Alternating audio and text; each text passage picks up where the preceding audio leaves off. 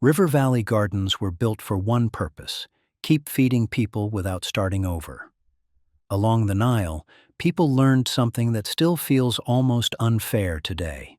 If you build one bed deep, give roots room, and keep the soil covered so it does not bake, the garden stops acting like a one-season project. It turns into a food source that keeps coming back. That is the real Egyptian idea here. Not that every plant came from Egypt, but that the method came from river life. Riverbanks stay moist longer. Riverbanks stay cooler under plant litter. Riverbanks grow strong things because the ground is protected. Old gardeners copied that on purpose.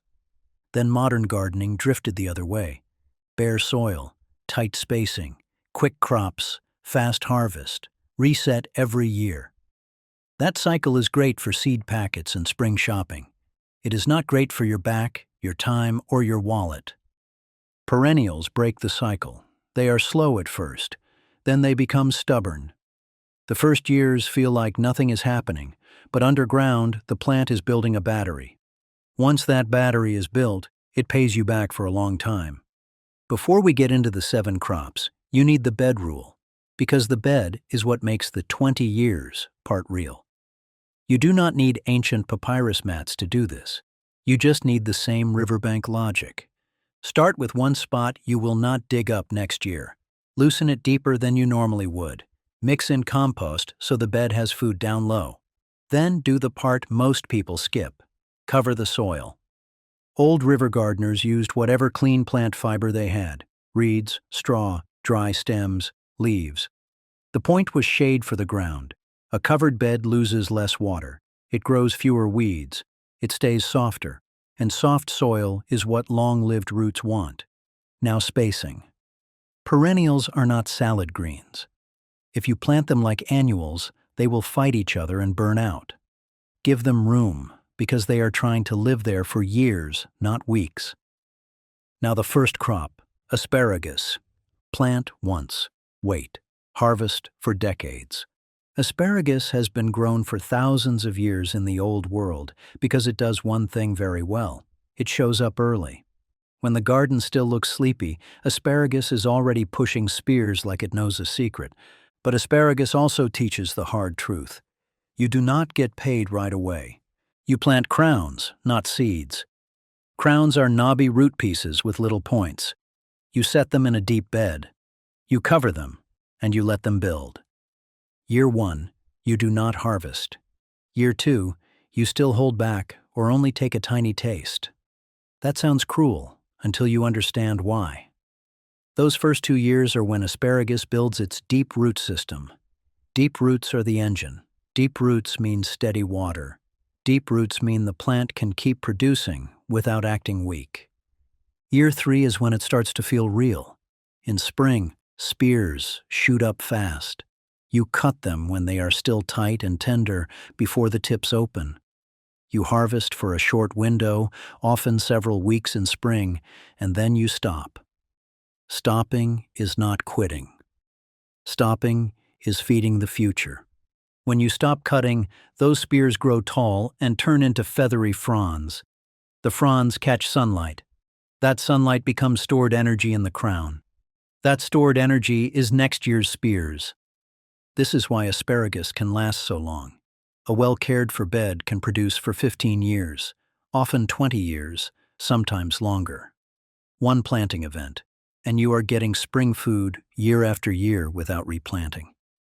Now ask the uncomfortable question. If asparagus is that powerful, why do most beginner garden plans skip right past it? Because patience does not sell well. A crop that asks you to wait 2 full years does not fit a world that loves quick wins. Annual crops pay fast. Perennials pay long. The garden center likes fast. Your kitchen likes long. Next crop. Good King Henry. The greens that come back on their own. Good King Henry is an old European cottage plant. It became famous far from Egypt, but it fits the Nile-style bed idea perfectly because it rewards steady soil, steady cover, and a spot it can own. This plant used to be normal, not rare. People planted it close to the house because it was a daily food. a backdoor green, a grab-it-and-cook-it plant. The best part is that it gives more than one harvest. In early spring, you can cut the young shoots and cook them like asparagus. That is harvest 1. Then it fills out with leaves you can pick and cook like spinach. That is harvest 2. The younger leaves are usually the nicest, and the plant will keep pushing new ones if it is happy. Later, it sends up flowering stems with small green buds that can be cooked like a tiny broccoli. That is harvest 3. One plant, 3 types of food, returning year after year. And the bed makes the difference. In a covered bed, the soil does not swing from wet to dry so fast. The plant stays less stressed. Less stress means better tasting leaves and steadier regrowth. A simple top dressing of compost and a refreshed cover layer helps it keep going.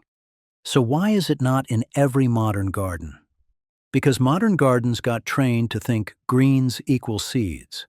Annual spinach is easy to sell every spring. Good King Henry does not need the yearly restart. Once it is in, it stays. And plants that stay tend to get ignored by the yearly shopping cycle.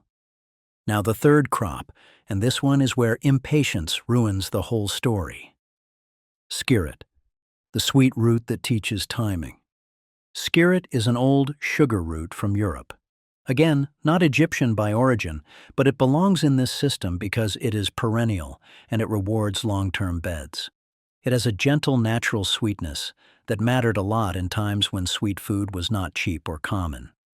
Skirret also has a trap built in. Year 1, it can look disappointing.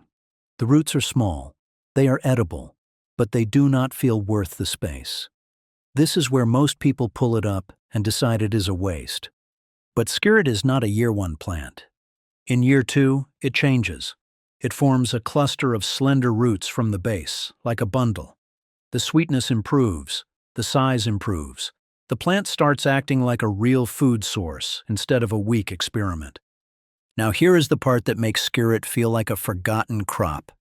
You do not harvest it like a carrot. If you yank the whole plant, you end it. But if you dig carefully, take some of the best roots, and leave the crown or a strong piece to replant, skirret can keep going. It becomes a harvest and return root instead of a one-time pull. That single choice, pull everything or harvest with restraint, decides whether skirret is a one-season novelty or a long-term pantry plant. And once you understand that, the next crop starts to make sense too, because the next one is not sweet and gentle at all. It is powerful. It can take over a bed if you do not respect it. And one small pinch of it can change the taste of a whole pot of food. Lovage. This is not a cute little herb. This is a full-size food plant that happens to taste like celery turned up loud. One sprig can change a whole pot of soup. That is why older kitchens loved it. You did not need a big bunch. You needed one cut. Lovage grows tall, often as tall as a person, and it spreads wide. That is why modern gardens forget it. People try to squeeze it into a tiny corner, it crowds everything, and then they blame the plant. Place it where it can be big without annoying you. Give it space, and it becomes the easiest flavor source you will ever grow. Harvest is simple. In spring and early summer, take a few outer stems. Leave the center so it keeps building. If you keep taking from the outside, it stays productive and thick. Here is the part that makes lovage feel like a cheat code. Dry it. Lovage dries well. Crush the dried leaves and store them. Now you have celery flavor, even in winter from the same plant. Fresh in warm months, dried in cold months, and you never needed a packet or a weekly shop run to get it. If you let it flower, the seeds ripen later and you can save them too. But you do not have to. One plant is enough for most homes because the taste is so strong. Now the next crop, rhubarb. Rhubarb is the plant that proves long-term food is real. It looks dead in winter, then spring hits and thick stalks push up like the ground is cracking open.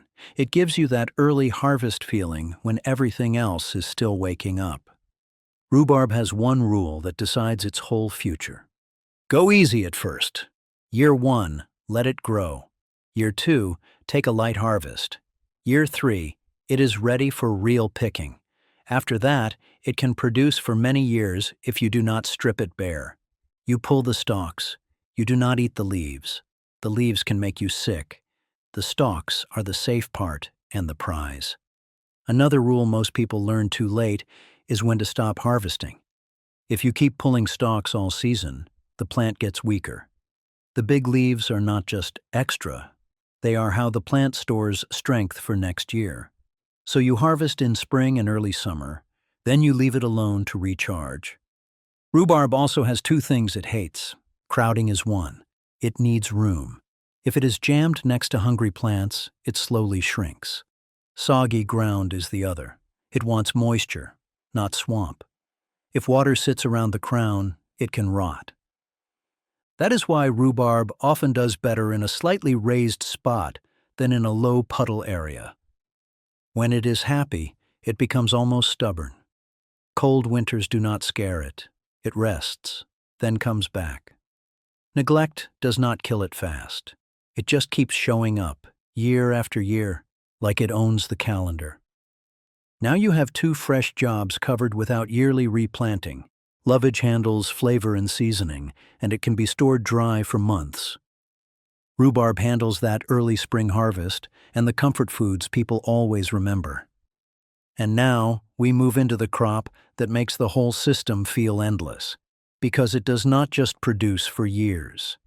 It produces children around its base, so when the original plant starts to slow down, you do not start over. You split the offsets, plant them out, and your patch renews itself like a family line. Artichokes do one thing that feels like a magic trick. They do not just give you food, they give you replacements. An artichoke plant is a big, silver-green clump that looks like it belongs in a different world. Then it sends up thick stalks with tight green buds. Those buds are the part you steam and eat. If you miss the harvest, the bud opens into a purple flower that looks like a firework.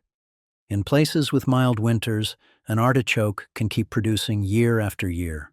In colder places, people still grow them, but they treat them like a plant that needs a little protection.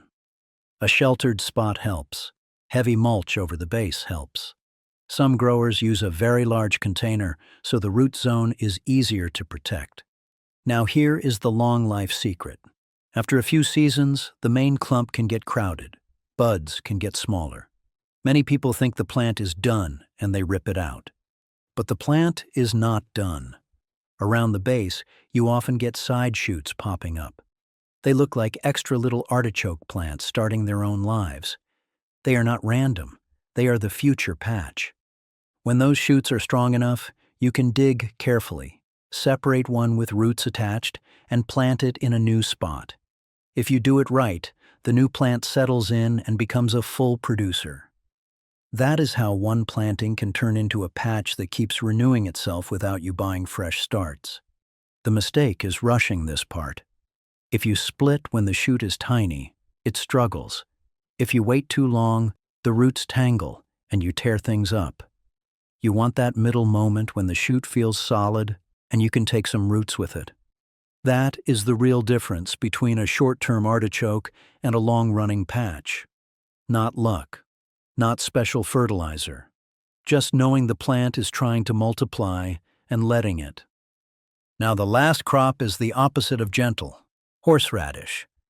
This is the root that teaches respect. Horseradish is so persistent that one small piece can start a whole plant. That is why it lasts. It does not depend on perfect timing. It does not depend on you remembering it every week. It just keeps growing. You plant it from a root cutting, not a seed. A simple root piece, set in the ground, can take off and make thick roots and big leaves. The harvest is underground, and when you grate it fresh, the heat hits your nose and your eyes fast. It feels like it wakes up your whole head. People love horseradish because it makes plain food feel alive. It also stores well when you mix it into vinegar, so it can sit in the fridge and still bring that sharp bite to meals later. But here is the part that surprises new gardeners. Horseradish spreads because of leftovers. When you dig a root, Tiny bits can break off and stay behind. Those bits can grow. That is why someone plants it once, and years later they still find it coming up like it refuses to leave. So if you want horseradish as a steady pantry root, you contain it from day one. A buried bucket or a deep container works. A dedicated corner works if you truly do not mind it expanding, but most people mind later. Harvest can be clean and controlled if you do not try to take everything. Take a thick root section when you need it, pack the soil back, and let the plant recover. If you want more plants, you replant root pieces on purpose in the spots you choose, not wherever the root breaks. That is the point of this whole list. These plants are not one-season projects. They are the kind of garden that keeps showing up even when you are busy, tired, or done with starting over. If you want to try this, start with the one that matches your life.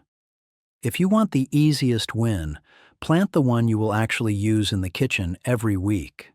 If you want the longest payoff, plant the one that rewards patience the hardest. If you want more buried home garden knowledge like this, subscribe, and tell me which one you are planting first.